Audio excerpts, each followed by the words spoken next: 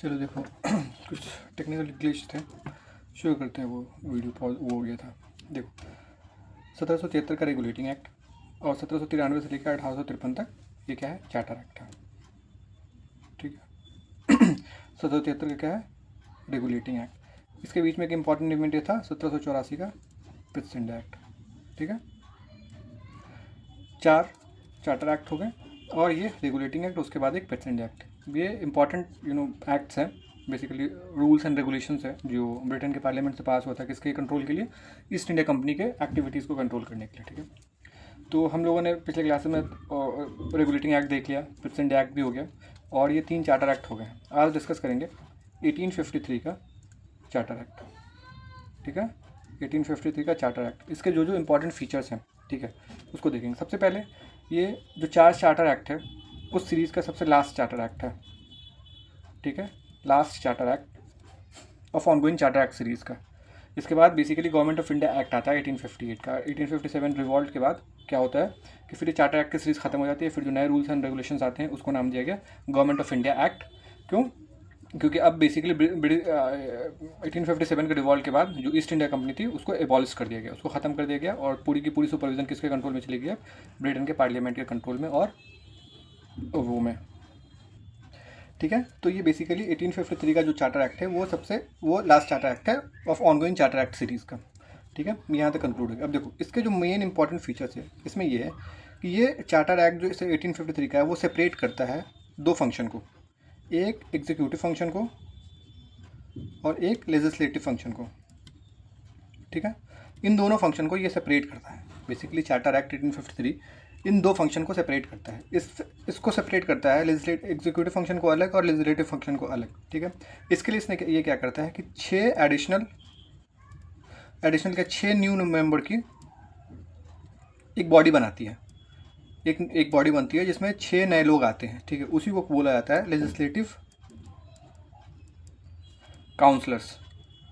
क्या बोला जाता है उसको, 6 नए लोगों की एक अलग से बॉडी बनाई जाती है जिसको बोलते हैं लेजिस्लेटिव काउंसिल।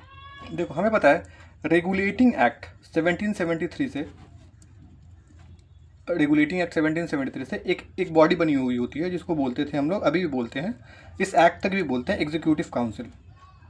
ठीक है, रेगुलेटिंग एक्ट 1773 के तहत एक बॉडी बनाई गई थी जो कितने लोगों की बॉडी थी, 4 लोगों की बॉडी थी, इसमें 4 मेंबर्स थे। ठीक है, तो ये एग्जीक्यूटिव काउंसिल क्या करता था, बेसिकली गवर्नर जनरल को असिस्ट करता था। ठीक, तो अब 1850, ये कब की बात है, 1773। अब आ गए हम पहुंच गए 1853। 1853 चार्टर एक्ट ये कहता है कि इसका प्रोविज़न ये है कि एग्जीक्यूटिव फंक्शन को देखने के लिए एक अलग बॉडी बनी है जो कि ऑलरेडी एग्जीक्यूटिव काउंसिल देखता है। अब एक नई बॉडी क्रिएट करती है लेजिस्लेटिव फंक्शन, जो कि लेजिस्लेटिव काउंसिल की एक अलग से बॉडी बनती है, गठन होता है और उसका काम होता है लेजिस्लेटिव फंक्शन जो भी होते हैं उसको देख रेख के लिए। उसमें कितने लोगों की टीम होती है, ये 6 लोगों की टीम होती है। ठीक है, तो ये 6 नए मेंबर बनते हैं जिसको सेंट्रल लेजिस्लेटिव काउंसिल बोलते हैं। यही बाद में जो है चल के इसी को बोलते हैं इंडियन या फिर सेंट्रल लेजिस्लेटिव काउंसिल। ठीक है, समझ में आया, इंडियन या फिर सेंट्रल लेजिस्लेटिव काउंसिल। यही बाद में चल के इसी बॉडी को बाद में चल के ये बोला गया सेंट्रल लेजिस्लेटिव काउंसिल। ठीक है, ठीक है, तो ये बेसिकली इंपॉर्टेंट पॉइंट्स ये हो गए यहाँ पे। चार्टर एक्ट 1853 से रिलेटेड जो एक इंपॉर्टेंट पॉइंट ये है कि ये गवर्नर जनरल की जो काउंसिल होती है उसको 2 अलग अलग पार्ट में डिवाइड कर दिया। पहले गवर्नर जनरल के पास एक काउंसिल होती थी जिसको बोलते थे executive council of governor general. वो कब से चला आ रहा है, 1773 के रेगुलेटिंग एक्ट से। जो एग्जीक्यूटिव काउंसिल की बॉडी फ्रेम बनी थी या फ्रेम हुई थी वो कब हुई थी, 1773 के रेगुलेटिंग एक्ट से। पर 1853 ये कहता है, ये करता है कि गवर्नर जनरल की जो काउंसिल थी उसको 2 अलग अलग पार्ट में डिवाइड कर दिया, एक एग्जीक्यूटिव काउंसिल और दूसरा लेजिस्लेटिव काउंसिल। यही लेजिस्लेटिव काउंसिल आगे चल के बनता है सेंट्रल लेजिस्लेटिव काउंसिल या फिर इसी को बोलते हैं इंडियन लेजिस्लेटिव काउंसिल। ठीक है, ठीक है, तो ये बेसिक पॉइंट्स हो गए यहाँ पे। अब देखो आगे ये होता है, ये अब देखो यहाँ पे ये जो 6 न्यू मेंबर्स ऐड हुए थे लेजिस्लेटिव काउंसिल में, इसमें जो 4 मेंबर थे वो इंडियन प्रेसिडेंट से, इंडियन प्रोविंसेस से थे। ये जो 4 थे वो इंडियन प्रोविंसेस से थे। ठीक है, तो ये जानना ज़रूरी है कि वो 4 कौन कौन से थे। देखो याद रखना बहुत आसान है। तो ये 4 प्रोविंसेस जो है, जो ये 6 न्यू मेंबर्स थे, इसमें से जो 4 मेंबर्स थे वो 4 अलग अलग इंडियन प्रोविंसेस थे। बेसिकली वो लोकल रिप्रेजेंटेटिव थे वो। ठीक है, तो जो 6 न्यू मेंबर्स की बॉडी बनी थी उसमें 4 लोग कहाँ के थे, इंडिया से थे। अब वो 4 किस किस प्रोविंसेस थे याद करना बहुत आसान है। पहले ये बताया कि 3 मेजर प्रोविंसेस थे उस टाइम पे, Bombay, Calcutta and Madras, BCM। BCM, Bombay, Calcutta और मद्रास, इसी को बंगाल बोलते थे। ठीक है, 3 प्रोविंसेस तो ऐसे हो गए BCM, और उस टाइम तक एक और प्रोविंस आ गया था, उसका क्या नाम था, आगरा प्रोविंसेस। ठीक है, तो ये 4 प्रोविंसेस थे। तो पहली बार लेजिस्लेटिव काउंसिल में इंडियन रिप्रेजेंटेशन कब हुआ था, तो 1853 एक्ट के तहत, जिसमें 6 लोगों की एक नई टीम बनी थी, जिसको बोलते थे लेजिस्लेटिव काउंसलर। उसमें 4 लोग इंडियन प्रोविंसेस थे। ठीक है, वो प्रोविंसेस कौन कौन थे, बॉम्बे, कैलकाटा या फिर बंगाल बोलो इसको, मद्रास और आगरा। ठीक है, तो ये हो गए ऊपर ऊपर की चीज़ें। बेसिकली ये ऐसे 4-5 पॉइंट्स हैं जो कि मोस्टली फ्रिक्वेंटली आस्क क्वेश्चन है। ठीक है, 1853 एक्ट से अगर कोई भी सवाल आता है तो मोस्ट प्रोबेबल चांसेस यही है कि ये 4-5 जो पॉइंट्स हैं ये आते, यही पूछे जाते हैं। इसके अलावा और भी इन डेप्थ है कुछ चीज़ें, उसको मैं अपने नोट से डिस्कस कर लेंगे, लेकिन अभी के लिए यही है कि ये चार्टर सीरीज़ का सबसे लास्ट है। इसके बाद कोई और चार्टर एक्ट नहीं, इसके बाद नाम बदल के गवर्नमेंट ऑफ इंडिया एक्ट आने लगा। ठीक है, इसने क्या किया कि एग्जीक्यूटिव फंक्शन और लेजिस्लेटिव फंक्शन को सेपरेट कर दिया। ठीक है, इसके पहले एग्जीक्यूटिव काउंसिल होती थी गवर्नर जनरल की, अब क्या हुआ कि अब इसके बाद 1853 से क्या हो गया कि गवर्नर जनरल की एग्जीक्यूटिव काउंसिल होगी और फिर दूसरी गवर्नर जनरल की क्या होगी, लेजिस्लेटिव काउंसिल होगी। उसी को फर्दर बाद में सेंट्रल लेजिस्लेटिव काउंसिल भी बोला गया। सबसे पहले जो 1773 में रेगुलेटिंग एक्ट पास हुआ था उसमें एग्जीक्यूटिव काउंसिल में कितने लोग थे, 4 लोग। अभी इस बार 1853 में जो लेजिस्लेटिव फंक्शन के लिए लेजिस्लेटिव काउंसिल जो बॉडी क्रिएट की गई है, कितने लोगों की बॉडी क्रिएट की गई है, 6 लोगों की। इस 6 लोगों में 4 लोग कहाँ से हैं, लोकल हैं। लोकल को मतलब लोकल मतलब इंडियन है, किस किस प्रोविंसेस से, BCM और आगरा। ठीक है, ABCM याद रख सकते हो, ABCM, ABC और फिर M, ABC और M। आगरा याद रखना पड़ेगा, बॉम्बे, कैलकाटा और मद्रास। कैलकाटा को ही बंगाल प्रेसिडेंसी बोलते थे। ठीक है, तो ये एक ओवरव्यू हो गया ये किस चीज़ का, चार्टर एक्ट ऑफ 1853 का, और ये लास्ट चार्टर एक्ट था। ठीक है, अब देख लेते हैं कुछ अपने उससे नोट्स से क्या क्या पॉइंट्स है इंपॉर्टेंट। ये देखो सेम चीज़ होगा। अब देखो ये किसके टेन्योर में पास हुआ था, ये कौन था, तो लॉर्ड डलहौजी। इसका टाइम पीरियड क्या था, 48 to 56। ठीक है, एक मिनट ये फोकस। ठीक है, देखो last of the series of charter act. ठीक है, 1853 को बोला जाता है, इसके बाद कोई और चार्टर एक्ट नहीं है बेसिकली। ठीक है, किसके टेन्योर में पास हुआ था ये एक्ट, किसके टेन्योर में पास हुआ था, ये लॉर्ड डलहौजी के टाइम पे। इसका टाइम पीरियड याद रखना इंपॉर्टेंट है, 48 to 56, 1848 से 1856। अब एक साल के लिए 1856 से 1857 में, एक मिनट, एक साल के लिए। अब जैसे यहाँ पे एक रिकॉल कर लो जल्दी से कि 1772 से 85, 86 से 93, 93 से 98, 98 से 5, 5 से 7, 7 से 13, 13 से 23, 23 से 28। ये तो उनका टाइम पीरियड हो गया। ये जो टाइम पीरियड है गवर्नर जनरल ऑफ बंगाल का टाइम पीरियड है। ठीक है, इसके बाद शुरू होता है 1828 से 35, 35 से 36, 36 से 42, 42 से 44, 44 से 48 और 48 से 56। ये जो टाइम पीरियड है किसका है, डलहौजी का। ठीक है, ये सारे के सारे जो हैं, ये हैं गवर्नर जनरल ऑफ इंडिया। ठीक है, क्योंकि इसमें एक एक्ट पास होता है 1833 का चार्टर एक्ट, जिसके बाद गवर्नर जनरल ऑफ बंगाल को क्या हो जाता है, गवर्नर जनरल ऑफ इंडिया हो जाता है ये। ठीक है, तो ये डलहौजी था। इसके पहले कौन था, हार्डिंग था। ठीक है, 42 से 44 में आई थिंक एलेनबोरफ था। ठीक है, और ये 36 से 42 में ऑकलैंड था, और ये मेटकाल्फ। ठीक है, और ये बेंटिक, ये तो सबको याद रहता है, विलियम बेंटिक पहला governor general of India, William Bentinck first governor general of India. ठीक है, 56 से 57 कौन होता है, कैनिंग, लॉर्ड कैनिंग। और यही कैनिंग फर्स्ट वाइसरॉय भी होता है। क्यों, क्योंकि 1858 में एक आता है गवर्नमेंट ऑफ इंडिया एक्ट 1858। इसमें जो गवर्नर जनरल ऑफ इंडिया होता है उसको एक, गवर्नर जनरल ऑफ जो इंडिया होता है उसको एक एडिशनल टाइटल दिया जाता है।